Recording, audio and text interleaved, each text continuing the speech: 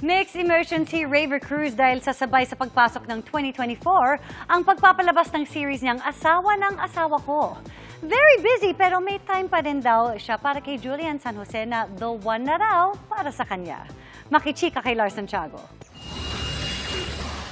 Sa pagbubukas ng bagong taon, bagong offerings din ang ibibigay ng GMA Network sa ating mga kapuso. Kabilang dyan ang bagong series na Asawa ng Asawa Ko na pagbibidahan ni Raver Cruz at Jasmine Curtis Smith. Hindi nga raw maiwasan ni Raver na makaramdam ng pressure. Ano yan ma-overcome ng happiness and talagang excitement.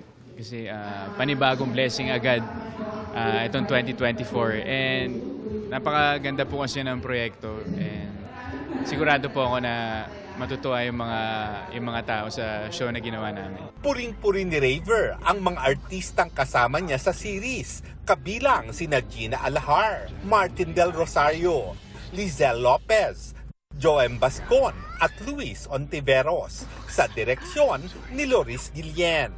Ang gagaling lahat, ang ganda ng chemistry ng lahat. Kahit magiging abala si Raver sa Asawa ng Asawa Ko, hindi pa rin daw siya mawawala ng oras para kay Julian San Jose, lalo na ngayong Pasko. Nakabili ka na ba ng gift for her? Naghahanap pa dito lang. Mahirap kasi regaluhan ng isang taong lahat meron Pero may naisip ka na?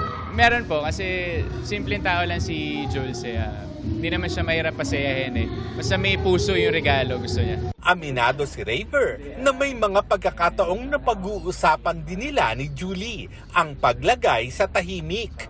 At kung dumating ang araw na yon, handa na raw si Raver.